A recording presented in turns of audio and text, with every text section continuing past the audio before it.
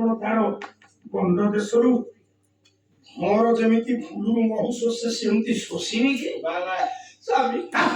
ସ୍ୱାମୀ ଏମିତି କଣ ସବୁ ସେ ହବ ବହି କେମିତି ହଉ ଦେଖୁନା ମତେ ଲାଗୁଲା ମୋ ସ୍ୱାମୀ ଉପରକୁ ଉଠି ଯାଉଛି ଆଉ ରଖିଛ କଣ ସଫଳ ଦେଖ ୟା ବୋହୁ ଆଇଲା ଚତୁର୍ଥୀ ବାସି ମାରିଲା ତା ପୁଅକୁ ଖଇନି ଅଛି ଇଏ ସେଇ ବାଟ ଧରିଛି ତୋ ବୋହୁ ଖଇନି ମାଗିଲା ଆମର ବାହା ହଉଛେ ବୋଉ କଥା କଣ କରୁଛେ ଏ ବାହା ହବାକୁ ତ ଭାରି ଇଚ୍ଛା ଏ ସୁନ୍ଦରୀ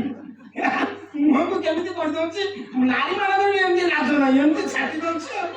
କୋଉଠୁ ଶିଖିଛି କି ଜାଣି ଆସ ଭାଇ ଆସ ସୁନ୍ଦରୀ କଣ ପାଇଁ ଦୂରେ ବି ଠିଆ ହବ କାହିଁକି ତୁ ତ ମୋ ସ୍ତ୍ରୀ ଡାକିଦେବି ବାପାଙ୍କୁ ସ୍ୱାମୀ ତ ସ୍ତ୍ରୀ ତ ସ୍ୱାମୀ କହି ବାପାକୁ ଡାକିଦେବି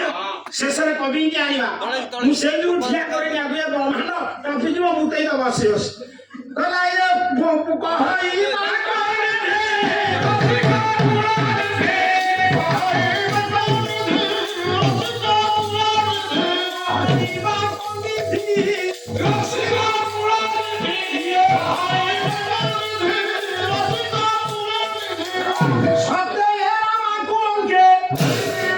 ରାକ୍ଷସ ଭାବୁଛି ସତେ ଆମକୁ ଅଙ୍କେ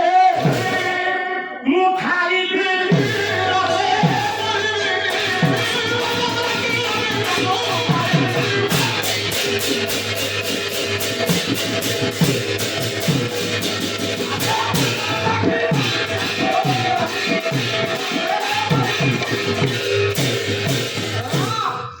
ସତେ କଳେ ସୁନ୍ଦରୀ କି ମୁଁ ପାଇବି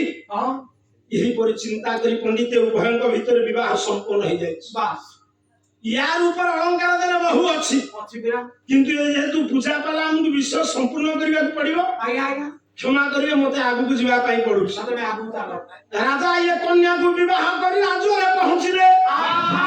ଯେତେବେଳେ ରାକ୍ଷସ ରାଜାଙ୍କର ବାହାଘର ହେଇଛି ଆଉ ଯିଏ ସବୁ ଛୋଟ ଛୋଟ ନେତା ଥିଲେ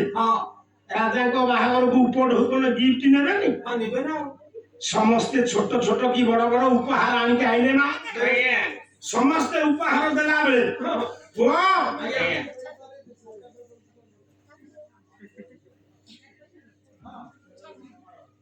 ଅଦୂରରେ ବସିଲେ ପଣ୍ଡିତ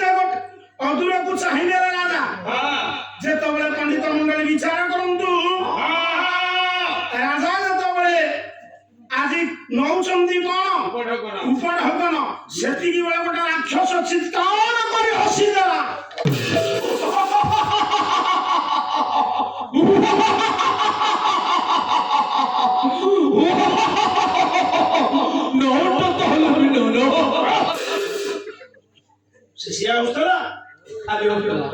ଗୋଟେ ରାକ୍ଷସ ଯେତେବେଳେ ଚିତ୍କାର କରି ହସିଲା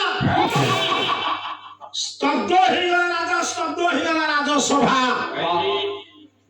ରାଜା ଡାକିଲେ କହିଲେ କିଏ ଅଛ ହସିଲା କିଏ